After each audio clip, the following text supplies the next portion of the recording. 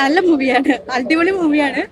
ഫാമിലിക്കും അതുപോലെ തന്നെ എല്ലാവർക്കും മീൻസ് എല്ലാവർക്കും ഇഷ്ടപ്പെടും. കാരണം ഫസ്റ്റ് വേണ്ടി നല്ലൊരു സസ്പെൻസ് ത്രില്ലർ അതിനകത്ത് കൊണ്ടുവന്നിട്ടുണ്ട്. അതുകൂടാതെ തന്നെ നല്ലൊരു ഫാമിലി എന്റർടൈനർ ആണ്.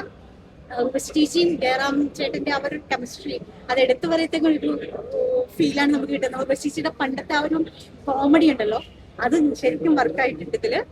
സൂപ്പർ മൂവിയാ, എല്ലാവരും കാണും. മോഹിനിയാട്ടം ഒക്കെ കാണുന്ന പോലെ, മോഹിനിയാട്ടവും നമ്മുടെ കോലമാവ് കോവിലെ കാണുന്ന പോലെ ഒരു മോഡല്.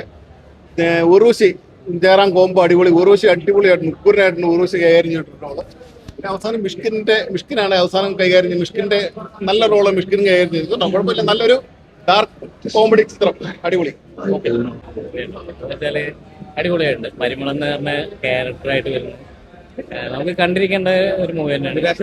ഇല്ല നല്ല മസ്റ്റ് വാച്ച് മൂവി. ഫാമിലി ജയറാമേട്ടൻ ഉർവശി കോമ്പോ അടിപൊളിയുണ്ട്. എന്ന് വെച്ചാൽ കുറെ വർഷങ്ങൾക്ക് ശേഷം അല്ലേ, ശാന്തി മാസ്റ്ററുടെ എല്ലാം അടിപൊളിയുണ്ട്. പിന്നെ പിള്ളേരും കുഴപ്പമില്ല.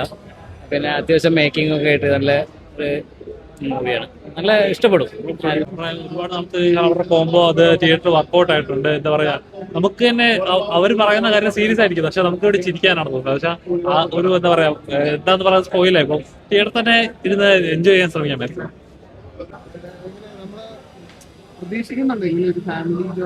Family dark humour. ജയറാമേട്ടൻ തമിഴിലൊരു തിരിച്ചുവരവായിരിക്കും ജയറാമേട്ടൻ ഉർവശി കോമ്പോ. ഉർവശി കോമ്പോ എന്തായാലും വർക്കൗട്ട് ആവും.